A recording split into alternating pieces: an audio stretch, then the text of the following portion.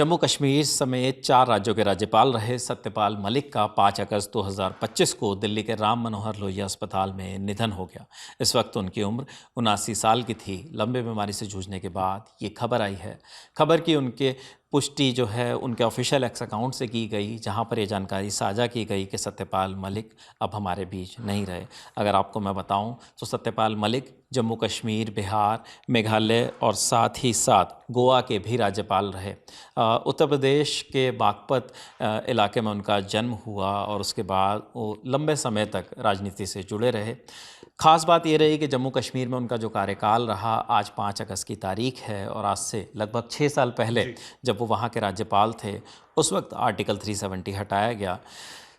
नावेद, सत्यपाल मलिक जो कि लंबे समय से बीमारी से जूझ रहे थे, किडनी की परेशानी थी और इनका इलाज लगभग 1 साल से चल रहा था। जी, लगभग 1 साल से उनका इलाज चल रहा था। काफ़ी बीच में कुछ तस्वीरें भी आई थी जो सत्यपाल मलिक ने शेयर की थी और उसमें जो उनकी कंडीशन देखी जा रही थी वो बहुत ज़्यादा चिंताजनक नज़र आ रही थी और उसके बाद से ही लगातार इस तरह का अनुमान जताया जा रहा था, चिंता जताई जा रही थी कि उनकी हेल्थ को लेकर कि किस तरह से इसे वापस वो ठीक कर पाते हैं, क्या होता है, इन चीज़ों को लेकर चिंता थी।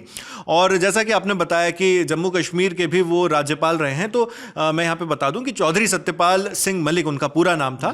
तो सत्यपाल मलिक अगस्त 2018 से लेकर अक्टूबर 2019 तक के जम्मू कश्मीर के जो राज्य था उसके आखिरी राज्यपाल के तौर पर उन्होंने काम किया। आखिरी राज्यपाल इसलिए कह रहा हूं क्योंकि उसके बाद जम्मू कश्मीर राज्य ना होकर वो यूनियन टेरिटरी बन गया, लद्दाख भी उसमें अलग हो गया।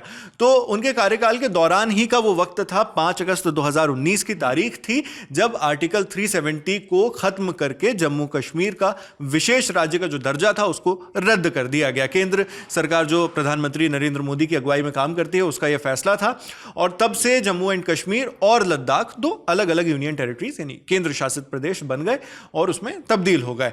इसके बाद राज्यपाल के रूप में सिर्फ ये नहीं है कि जम्मू कश्मीर में ही वो थे, आपने शुरुआत में बताया भी कि 4 राज्यों में वो रहे हैं जिसमें गोवा, मेघालय जैसे राज्य भी शामिल हैं। जी, तो मेघालय में जो राज्यपाल का उनका पद था वो अक्टूबर 2022 तक चला, जिसके बाद उन्होंने रिटायरमेंट ले लिया, वो रिटायर हो गए। इसके बाद सत्यपाल मलिक के अगर पॉलिटिकल करियर की हम बात करें तो शुरुआत काफी पहले से 1970 के दशक से होती है। तब वो विधायक चुनकर आए थे और वहां से उनकी पॉलिटिकल जो करियर है वो एक अलग दिशा पकड़ लेती है और इसके बाद वो कई राजनीतिक पार्टियों में भी रहे जिनमें जनता दल का नाम आता है, कांग्रेस का नाम आता है, भाजपा, जो ये कुछ प्रमुख पार्टियां हैं जो उनके पॉलिटिकल करियर में रहीं। इसके अलावा इनमें सबसे जो मेन उनका करियर था जिसकी हमने बात की वो जम्मू कश्मीर का था और सत्यपाल मलिक ने वहां पर कई तरह की राजनीतिक और प्रशासनिक चुनौतियों को सामना करने की बातें कही जब वो बतौर गवर्नर काम कर रहे थे तब भी और उसके बाद भी।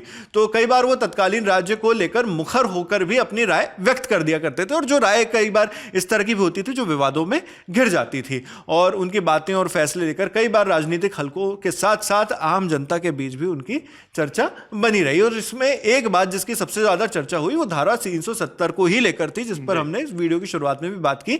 उस पर जो राय थी सत्यपाल मलिक की, उन्होंने अपने कार्यकाल के दौरान आर्टिकल 370 हटाए जाने का पूरा समर्थन किया था केंद्र सरकार का। हालांकि बाद में उन्होंने कई बार केंद्र सरकार और सत्ता के साथ अपने मतभेद जाहिर किए और वहीं से फिर ये जो पॉलिटिकल ट्रैक था वो चेंज हो जाता है। उनकी इस तरह खुलकर अपनी ही पार्टी की सरकार की आलोचना कई बार उनके लिए कॉन्सिक्वेंसेस भी लेकर आई, इस तरह के उनके नतीजे भी उन्हें झेलने पड़े। हाल के सालों में सत्यपाल मलिक अपने विवादित बयानों को लेकर जाने जाते रहे। बिहार में राज्यपाल रहते हुए उन्होंने बीजेपी और अन्य दलों पर तीखे आरोप भी लगाए थे और जम्मू कश्मीर में भी उन्होंने स्थानीय राजनीतिक विवादों में खुद को मुखर होकर रखा। कश्मीर में आतंकवाद और भ्रष्टाचार इस तरह के जो मुद्दे थे उस पर तो वो बोलते ही थे, साथ में केंद्र सरकार और प्रधानमंत्री नरेंद्र मोदी की नीतियों की आलोचना भी उन्होंने करने से कभी कतराया नहीं, वो भी कर दिया करते थे जबकि उसी पार्टी से ताल्लुक रखते थे। विशेष रूप से किसान आंदोलन की अगर आप याद करें विपिन, जो 2021-22 की बात है उसको याद करें तो तब उन्होंने बहुत ज्यादा मोदी सरकार की आलोचना की थी, कड़े शब्दों में उन्होंने चेतावनी भी दी थी इसी आंदोलन से संबंधित। और जैसा मैंने कहा ये 2021-22 की बात है, लेकिन उसके 3 साल बाद सत्यपाल मलिक कश्मीर घाटी की जल विद्युत परियोजना से जुड़े एक कथित भ्रष्टाचार के मामले में शामिल होने के आरोप उन पर लगते हैं। जी, और इसमें सीबीआई उनके खिलाफ चार्जशीट दायर करती है, उनसे पूछताछ भी सीबीआई कर रही थी इस मामले में और यह बात है मई 2025 की, यानी अभी से बहुत ज्यादा वक्त नहीं बीता है उसको। और उसके बाद अभी अगस्त चल रहा है और 5 अगस्त को उनकी मौत की खबर आती है, उनकी निधन की खबर आती है। और किसान आंदोलन पर अगर आप चाहें तो हम दर्शकों से थोड़ा सा और उनको अगर रिवाइंड करवा दें इस चीज़ को लेकर कि क्या हुआ था उस वक्त, तो सत्यपाल मलिक ने किसान आंदोलन को लेकर सबसे पहली बात तो यह थी कि खुलकर समर्थन दिया था, साथ में यह भी कहा था कि उसे दबाया नहीं जा सकता और कहा था कि सरकार को जो मांगे हैं उनको मानना ही होगा। उनकी मांगों के पक्ष में उन्होंने खुद भी आवाज उठाई थी। कुछ आप जोड़ना चाहते हैं? क्योंकि वो उसी पृष्ठभूमि से आते हैं, वही वेस्टर्न यूपी का बैकग्राउंड, वही बागपत बड़ौत का इलाका जहां से राकेश टिकैत, नरेश टिकैत, और वो जो पृष्ठभूमि जो एक कहीं ना कहीं किसान आंदोलन की थी, जो केंद्र माना गया, वहां से बढ़कर फिर हरियाणा, पंजाब और कई और प्रदेशों के किसान भी दिल्ली की तरफ बढ़े। बिल्कुल बिल्कुल। और वही इस चीज को लेकर आप जानते हैं कि उस वक्त सरकार का स्टैंड फर्म था कि हमारा जो कानून है उसके पीछे हमारी जो अच्छी मंशा है आप उसको समझिए, वो अच्छा काम करेंगे, इस सब चीजों को लेकर था। तो सरकार भी एकदम मजबूती से खड़ी थी कानूनों के पक्ष में। हालांकि बाद में वो कानून वापस ले लिए गए, लेकिन इस वजह से सरकार और उनके बीच में टकराव भी जो था वो जगजाहिर नजर आया। और उन्होंने आरोप लगाया इस चीज को लेकर भी प्रधानमंत्री मोदी पर कि जब वो उनसे बात करना चाहते थे, 5 मिनट उन्होंने बात करने की बात की थी, तो झगड़ा हो गया था, उन्होंने ऐसा आरोप लगाए थे। और इसके बाद उनकी बातचीत फिर अमित शाह से होती रही, जो गृह मंत्री, केंद्रीय गृह मंत्री हैं, और उन्होंने उनके ऊपर भी आरोप लगाया कि वो दमन की राजनीति करते हैं। सत्यपाल मलिक के आरोप थे। और इस तरह के आरोप प्रत्यारोप जब होते हैं, वो भी एक ऐसे व्यक्ति के द्वारा जो गवर्नर जैसे, राज्यपाल जैसे पद पर आसीन थे कुछ इतने लंबे वक्त के लिए, तो वो बहुत बड़ी बात होती है। पुलवामा आतंकी हमला जब हुआ, तो पुलवामा आतंकी हमले को भी याद करते हुए उन्होंने बाद में कहा कि जो सत्यपाल मलिक थे, उनका दावा था कि इसकी राजनीतिक इस्तेमाल किया गया, और उन्होंने अपनी पार्टी जिस पर वो इतने समय तक रहे, वो बीजेपी, उस पर आरोप लगाया कि चुनाव जीतने के लिए उन्होंने इस मुद्दे का इस्तेमाल किया, और तर्क दिया कि घटना सरकार की गलती से हुई थी लेकिन उसे दबा दिया गया। तो इस तरह की बातचीत पूरा उन्होंने की और इस तरह के आरोप प्रत्यारोप लगाए, बहुत से कंट्रोवर्सीज में वो घिरे रहे।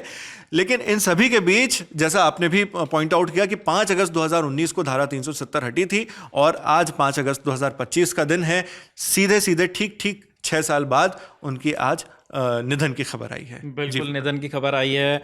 और पहले भी जिस तरीके के मतभेद आखिर के कुछ दिनों में नजर आए सत्यपाल मलिक और बीजेपी के बीच, कहीं ना कहीं पार्टियों में, जैसे वो जनता दल की तरफ से जीतकर लोकसभा पहुंचे, राज्यसभा में 1980 से लेकर 1989 तक वो रहे। इसके अलावा 2004 में बीजेपी ज्वाइन की, और 2014 में जब प्रधानमंत्री नरेंद्र मोदी का कार्यकाल जिस वर्ष शुरू हुआ, तब वो पार्टी के राष्ट्रीय उपाध्यक्ष भी नियुक्त हुए, जिसके बाद वो राज्यपाल रहे बिहार के, गोवा के, कई और राज्यों के।